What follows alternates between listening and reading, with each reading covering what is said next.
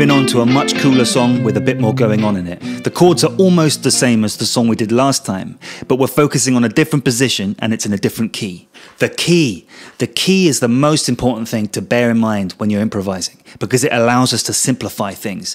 And that leads me on to the too long didn't read of this lesson, which is always simplify everything. Here's the chord progression of the verse. Hendrix didn't actually solo over the verse, but remember, this isn't a masterclass about how to play like Hendrix. We're using this song to learn about improvising. So once again, the approach we're going to take is to choose one position and then try to learn all of the music that happens in that position so that we can feel comfortable and use our ear to guide us and not have to worry about it. That's the goal. Once we've mastered that position, we're going to move on and do the other 4 positions. It's a blues song in F. What I really want to do is to simplify all of what we're going to do to solo over this as bluesy stuff in F. So there's 3 basic approaches we can take, and I want you to practice them until you know them so well and you're so comfortable that they don't feel like different approaches at all and you're just playing what you want to play. That's what we want to do, isn't it? But because we're in this one position, you don't have to worry about jumping all over the guitar. We're focusing on one space and just getting it to sound really good. Okay. Approach 1, we're going to learn the chords and try to play notes from the chords, right? So the main chords are C, B flat, F. Look at the voicings I'm using, they're all in that position. C, B flat, F. Not moving my hand, not leaving position. So we can start by playing notes from those chords. C, B flat, F. C, B flat, F. Okay, so a lot of players get stuck and never really practice like that because, let's face it, it sounds lame. When you just practice it at first, just kind of classical style, arpeggio-y sounds don't sound cool and they don't sound bluesy. But it's just a means to an end because we need to know where those notes are so we can land on them when we want to. And when we don't want to, we can go off and do something else crazy, but we need to know where they are, right? So that's something that I would really urge you to practice. Let's simplify things even further. What are the other 2 approaches we can take? Well, the blues scale, right? Well, is there such thing as the blues scale? F major pentatonic sounds like this.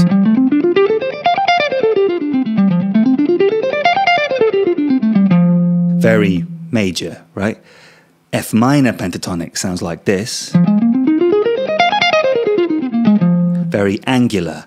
We sometimes put in other notes like... And so if we blend together major pentatonic and minor pentatonic, we get something close to where we want to get. And where you blend that is totally up to you.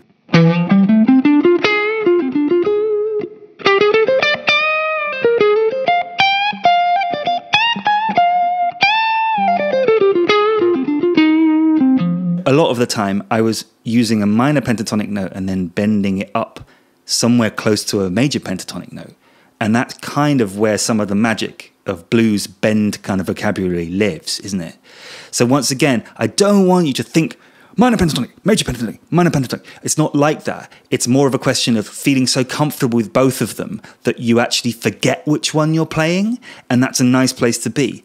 And then you also forget where all of those arpeggio notes from the chords are, so that when you hear one of them, you might go to it. A special point needs to be made for the C chord, the first chord in the sequence, right? That C chord, because that note doesn't exist in either F minor pentatonic or F major pentatonic. So if you're just playing blues vocabulary, you might never play that note. And it's a really nice one because it tells you you're on the C chord, doesn't it? It lets the listener know that you're there. Can you hear that? You can hear the chords in the background while I play, right? Yeah, so that's just a very, very melodic way of playing, to try to play the notes that tell you what the chords mean. And then if you just want to blues out and wail, that's amazing too. And you can blend the approaches because variety is what makes a solo exciting, isn't it? So I want you to just dive headfirst into all 3 of those ways of approaching those 3 chords and just get lost in them. And you might find that today it feels a bit stiff and awkward, And then in a week's time, you can come up with your own licks and your own style and the future.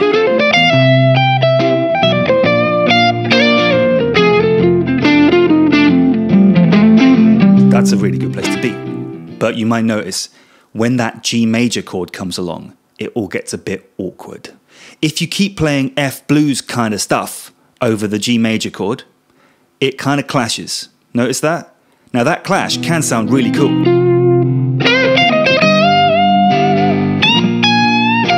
If that's the sound you want to make, do it. But sometimes we might want to roll with the chord and really land on it. Once again, playing a melodic line that describes the song, describes the direction the song takes.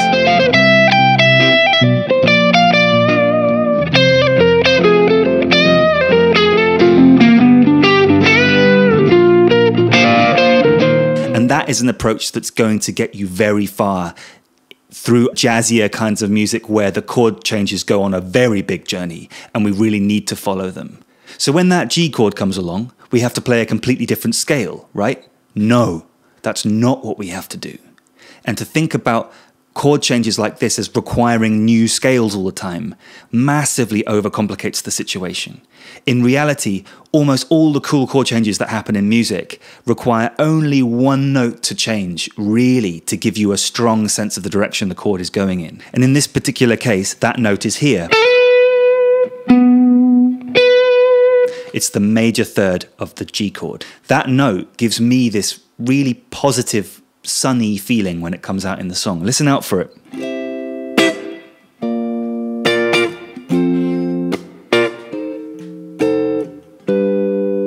It's like the sun comes out from behind the clouds, right?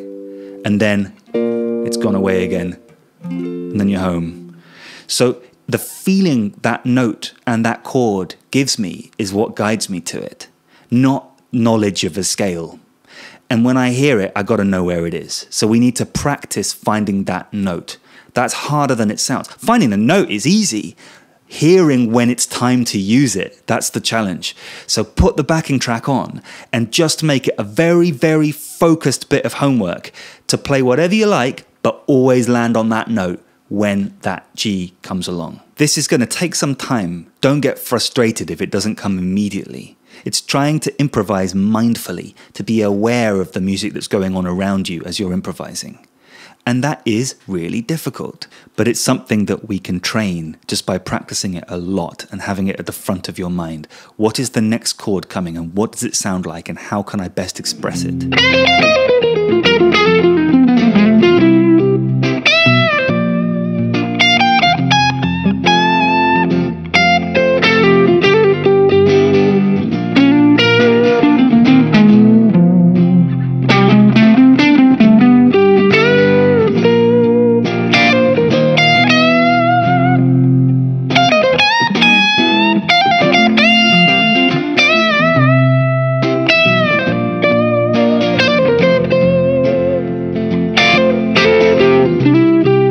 Let's dive a little bit deeper and talk about why that G major chord stands out. Because if we understand why, and we can recognize the feeling it gives you, the sound it makes in other songs, then we can actually use whatever we've learnt in this lesson in a ton of other music. And that's really what I want. It's not just learning how to play this song, it's learning how to deal with this harmonic situation in any song. So why? What's special about that G major? To make it more obvious, I'm going to add the numbers. The numbers? Recognizing chords in a song as numbers is not theory, it's practical. Even if you have no interest in music theory, you need to know this. It's a shorthand that we use to simplify songs and to recognize similarities across all kinds of music. And it really helps you play stuff quickly and easily. It's also essential if you're into songwriting, because it allows you to, once again, recognize similar devices and think, oh, I wish I could make that sound. Well, if you recognize it and remember what number it is, you'll be able to make a similar sound in a totally different key. Chords 1, 4, and 5 are by far the most common chords, and they're almost always major. As you can see, most of the song uses that, as does most blues most of the time. This G major chord is chord 2. And chord 2 is normally minor. But in this case, it's major, and that's what makes it special. That's what gives you this sunny sound. But how do we know that stuff? It doesn't seem immediately obvious, does it? Well, it's a guitar thing. Piano players have an advantage here. Because of the white and black keys, they can see very clearly all of the notes in the key of F major. And so it's relatively obvious to a piano player that a G chord, chord 2, would normally be minor. On the guitar, we don't have white and black frets, right? So we have this danger, this trap that we fall into of seeing the G major chord and thinking that every chord happens in isolation. It doesn't. Chord changes almost always have a simple job to do. And its job is to give a different feeling, a different direction to the key. And once we begin to recognize that feeling and see which direction it's going in, it's very easy to make melodies that follow it. It only means something in the context of F major, in relation to F major. That G major chord isn't special because it's G. It's special because you've majorized something that should be minor. And that creates magic, that creates movement, that creates direction. I'm going to call this chord change major 2. Does that make sense? 2 is normally minor, but if you make it major, you get this special sound. And you're going to hear it time and time again in so many other tunes. It's very, very common because you want to get that brightness, right? Songwriters want to hear that brightness. If we learn to play over it in this position and then eventually all the other positions, then whenever it comes along, you've got it. It's just ready to go. It's part of your vocabulary. So to conclude, we've played a bunch of bluesy stuff in F, but we've also dealt with this major 2 special chord change, which, as I said, is going to happen a lot more times. We've done it all in one position, so at least physically it should feel very organic, like you're not having to jump around to find it. Now, the next job is to do exactly the same process in the other 4 positions. Wow, what a massive job that is. Well, not really, because all of the groundwork is already there, right?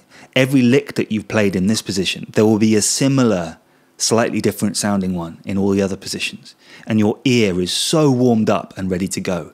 So jump into another position and see if you can find a bunch of similar stuff. Obviously, the actual range will be different, but you'll be able to take similar expressive directions with it and find new licks that work in that particular space. For example, C, B flat, F, C,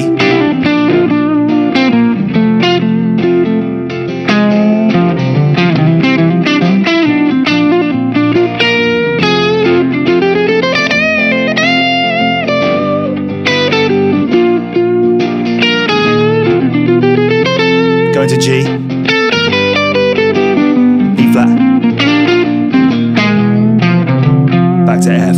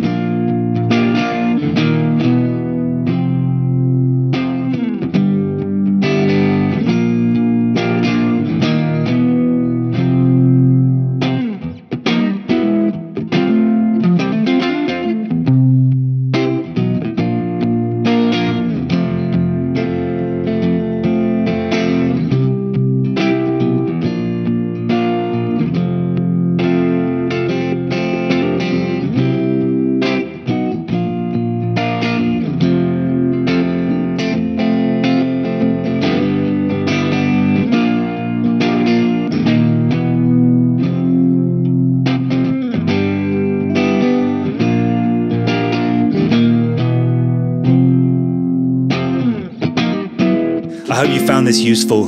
Join me for more songs in the next video. Bill Withers? Bill Withers.